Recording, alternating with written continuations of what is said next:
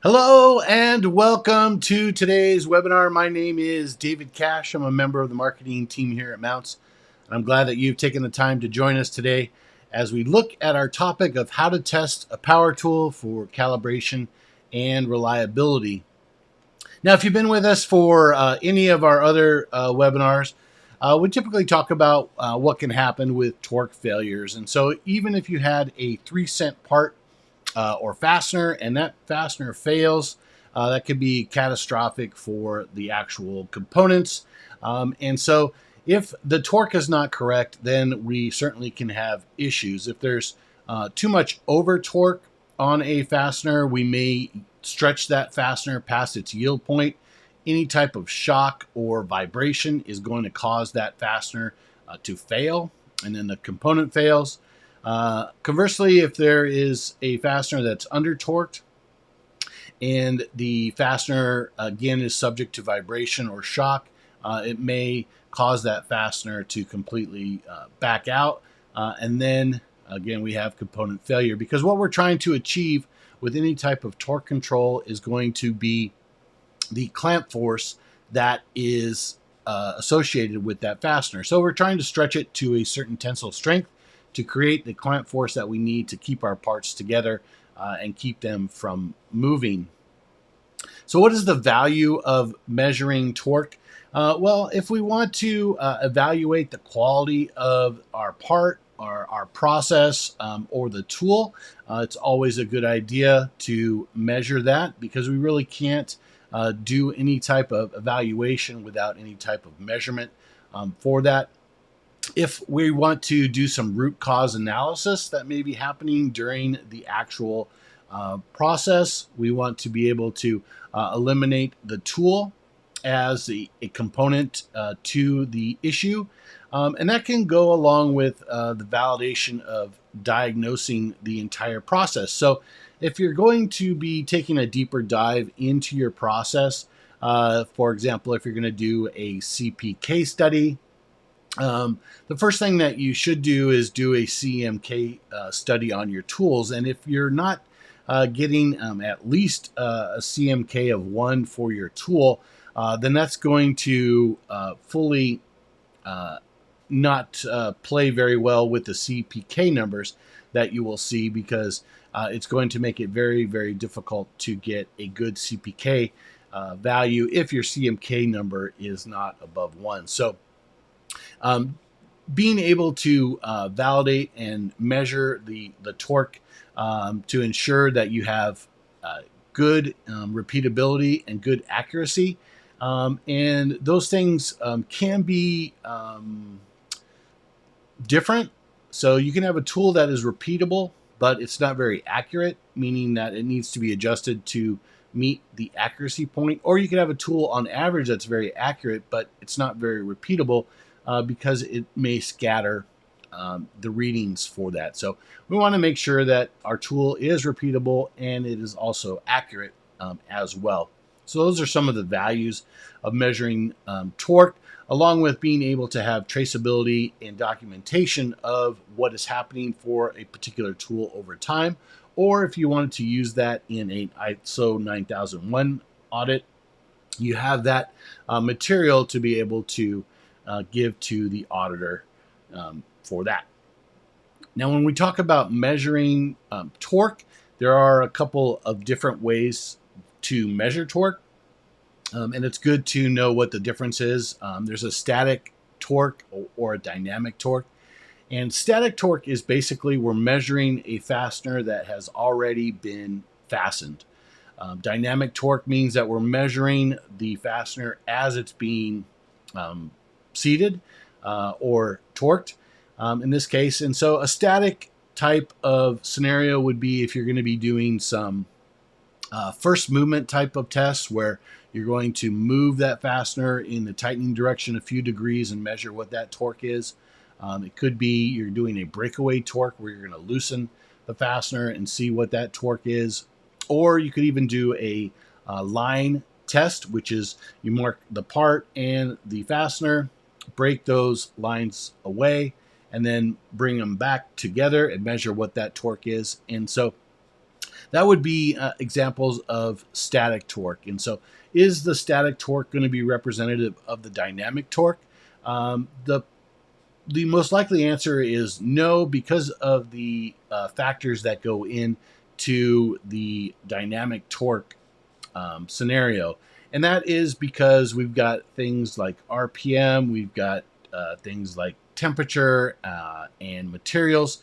We'll touch on a little bit of that here coming up as well. But the dynamic torque is we're actually measuring what is happening during the fastening process. And so those are kind of the different values. But what you can do is if you have a dynamic torque reading and a static torque reading at a later date, then you would be able to develop a correlation between the two. So if you measure dynamically at one torque, you test later statically. Again, you can see how those numbers differ, and then you have the ability to add some uncertainty to your static torque readings to verify that the dynamic torque reading was done correctly. And so with power tools, they are really good. Obviously, they give us the ability to help speed up an operation. We can also add automation to that by some input or output devices that may be connected to a smarter type of tool. And it can help to increase productivity where that may be needed. Now, there are some things with the power tool that can affect the torque output. RPM is one, and depending on how fast a tool may be running down, the amount of inertia that may be generated when that tool shuts off may give us additional torque. So speed plays a part in it. The materials within a particular fastener, whether it be washers or in this case, we also have gaskets in here, that could play a part in how much clamp force that we're getting with our torque output. And then also lubricants as well. And the issue that may happen with lubricants is that if by chance we're using a scenario where an operator accidentally puts lubricant onto a fastener inadvertently or just by chance, what will happen is the tool is going to look for that same torque value, but because the friction has been reduced, that fastener is going to be stretched, and it can stretch quite significantly, and again be close to its yield point where any type of shock or vibration can cause that fastener to fail. And then again, conversely, if you're trying to use a lubricated fastener and you don't, then you're not getting enough clamp force that you may need to keep your components together. So there are some things that when we're using power tools, we need to be aware of that can affect the output for them. Now, we measure power tools with the use of a rotary sensor. And let's show you kind of how those function. So this animation shows a strain gauge that's attached to a piece of stock. And in this case, it's showing us if this was a reaction style transducer, where we're using the strain gauge, an electrified circuit. And as there is torsion on the stock, we can read the changes in the output and develop a correlation to the actual torque that's being achieved. Now with the rotary sensor, that stock will rotate, but we use slip rings to be able to measure the difference here. And this is giving us the ability to measure the tool in line with the part, giving us that ability to measure the tool dynamically. And so the rotary sensor with a torque analyzer.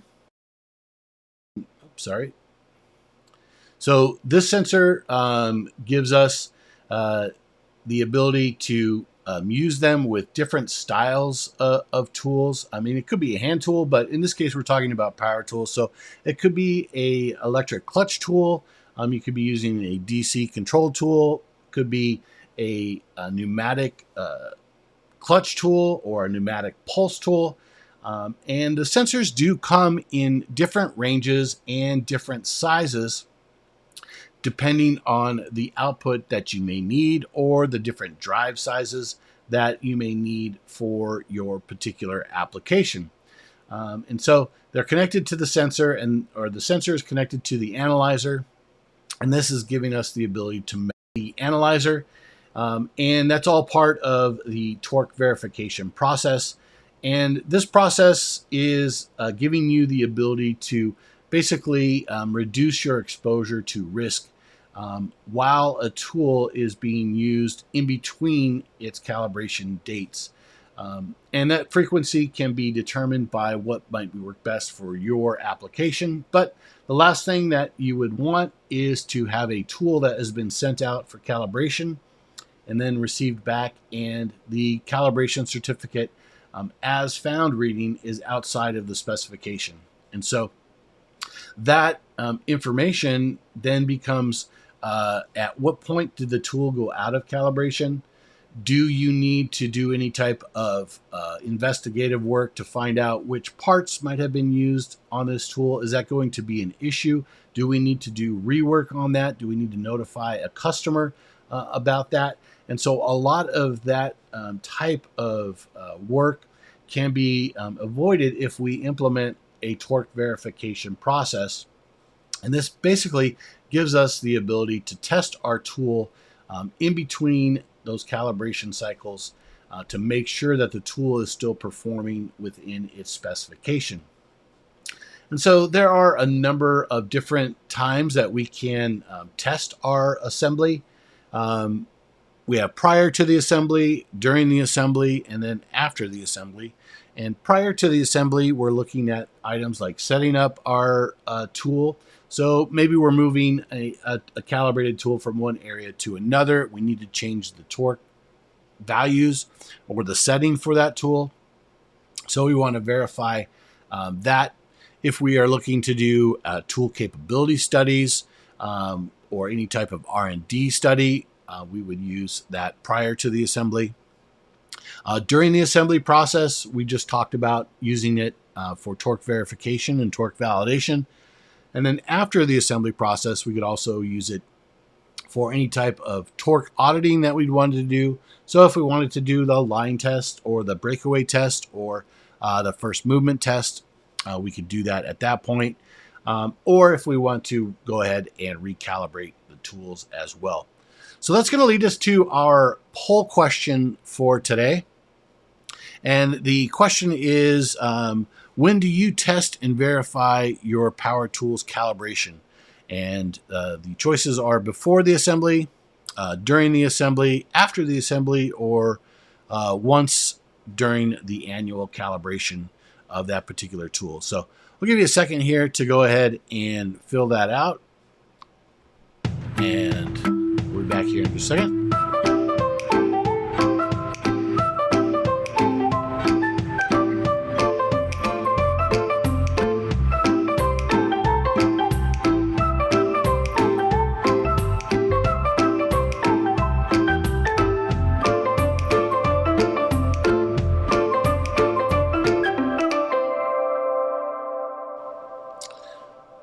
All right. Thank you very much for that. It looks like the answer most selected here is going to be before the assembly process, followed by once after the annual calibration, and then we had one for during the assembly process. So that's good. Gives us the ability to help you in that process. So next, the different types of rotary sensors are going to be either a brush sensor or a brushless sensor. And the basic difference between the two is going to be the way that the sensor is being used. And so if we have a scenario where we're going to be putting that sensor into an application and it is always going to be part of that, and we're going to be measuring every single fastener that happens or every single fastening for that particular tool, then we would want to use a brushless sensor. If we're going to be doing testing periodically, a brush sensor will work just fine. So that would be the difference on when you'd want to use a brushless versus a brush. And then we also have another brushless sensor that also will give us an angle reading as well. So it will give us a signal at every degree of rotation. During the 360 degrees, it will give us what the torque is at each degree mark there. So that's the rotary sensors and the difference for those sensors. So here's an example of the sensor being used on a part where the technician comes, places the sensor in between the tool and the part, and we'll go ahead and take our readings. And so that's basically as easy as it can be to go ahead and use the verification process. So let's go ahead and take a look at how we can do that with our demo for today. So what I have set up here is one of our rotary sensors. This sensor has a range of 5 to 50 inch-pounds. It's in between our electric tool here and on our thread block. And then I have it connected to our torque analyzer. Now go ahead and power on the analyzer. And one thing that we do have with this is the ability to read the calibration date from the sensor and the data. And so you can see our calibration is expired. So that warning will come up if the calibration sensor or the torque sensor is out of calibration. We can still use this sensor, but it's just a safety precaution to let you know that this sensor needs to be calibrated. And so let's take a closer look at the analyzer here. And so what you see on the screen here is what mode we're using. So there are a few different modes that are available, but for today, we're going to be measuring the peak torque output that happens. We're going to be using a filter setting at 500 hertz. And the only reason that we would change this hertz setting would be as if we were testing a pulse tool. We would want to increase the filter setting. And that's because of the nature of how a pulse tool functions. It's very much similar to an impact kind of action where there would be hammering and then it releases and hammer release, but it's done with a hydraulic clutch mechanism, and that can really scatter the readings. And so we would use a filter setting that would be higher in that case. But next is going to be our unit of measurement. We're going to be measuring in inch-pounds. And so I have the tool set to about 9.4 inch-pounds. And we can use a function within the analyzer, which is our tool test function. So you can load different tests onto the analyzer. And what this will do is allow you to be able to come up, select the tool that you want to test, and go ahead and run that test. And so I just simply click on tool test and hit select. It's going to tell me I can scroll up or down to select the test that I want. And so conveniently, we have the first test was what we're going to be using today on our sensor, our RTSX50i sensor. So I can go ahead and select that and then go ahead and start the test. And so I've got it set to go ahead and document 5 readings within the unit here. So the next 5 readings that I take, it's going to automatically take those and it will time date stamp those readings with the information from the tool test that we used to set up for the tool that I'm using. And so now I just simply have to come to the application and then run the fastener down. So let's go ahead and do that.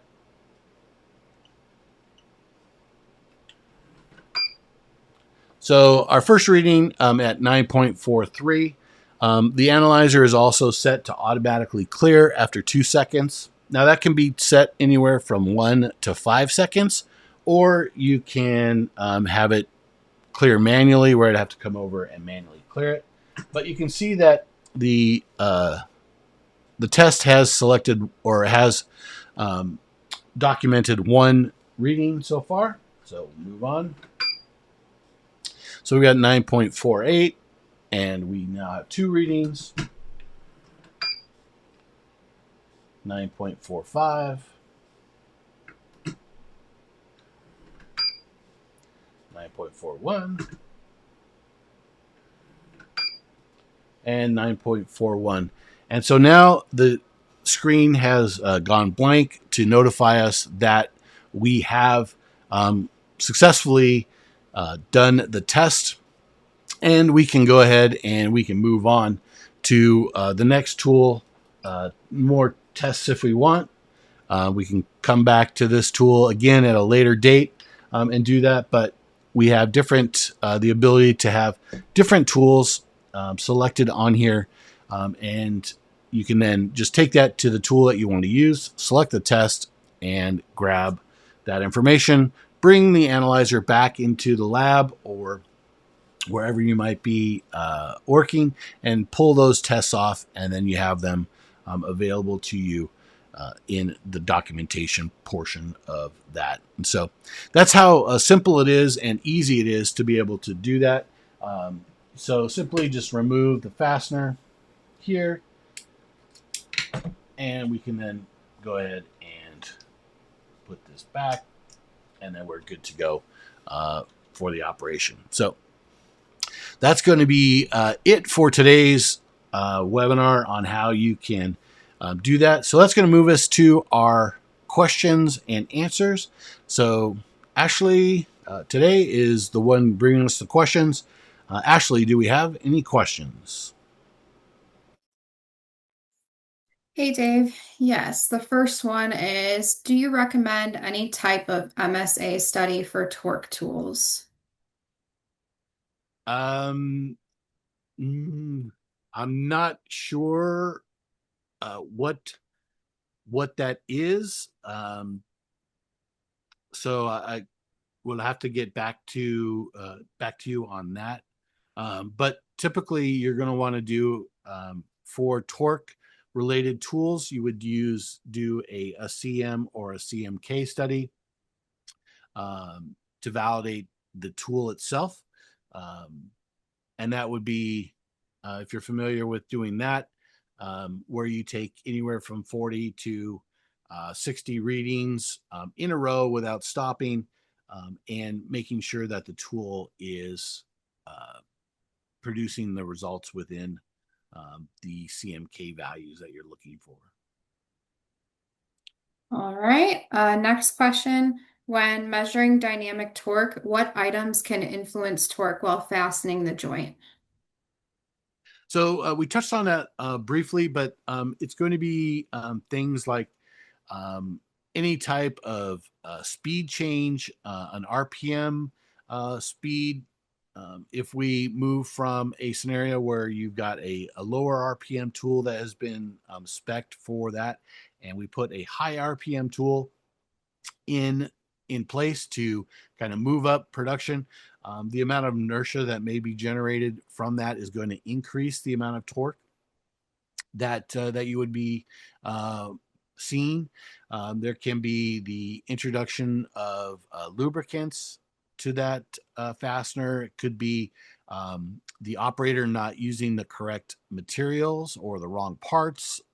Could be material issues where the operator forgets to add a washer. A number of different things, including the gasket. So a lot of those types of variables can affect what's happening during the dynamic rundown. All right, next one. What's the difference between accuracy and repeatability? So the difference is that you can have a tool that is very repeatable, but is not very accurate. So if we put a bullseye, is typically used for this type of explanation, and we have a very small group of readings that are outside of the bullseye, but they are very close together. That would be the tool is repeatable, but it's not accurate. Um, and we want to move that uh, swath of readings to the bullseye to allow it to be both repeatable and accurate. Or you could have a tool that's very accurate but not very repeatable because the readings are scattered around the bullseye, um, but on average that would put them making the tool very accurate, but you're getting readings that are outside of the bullseye with that. So our goal is trying to make sure that the tool is both repeatable and accurate as well. All right, looks like we have one more for torque verification process. What is your recommended time interval, daily or weekly?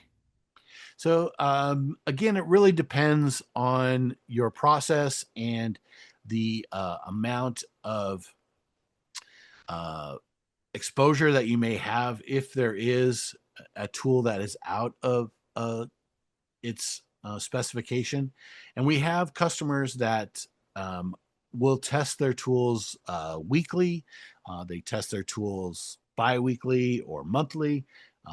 We have customers that test their tools before each shift. They test them every day. And then we have ones for really extreme type of scenarios where it's very, very critical. Well, they'll test their tool actually before it's used. They'll go use the tool, then they'll come back and test it again just to make sure that everything is correct and documented because we don't want any failure for this critical type of application. So basically, it depends on the what would be best for your application. All right, that's it for the questions. All right. Thank you very much for joining us today. We look forward to seeing you again for our webinar next month. Thank you very much and have a great day.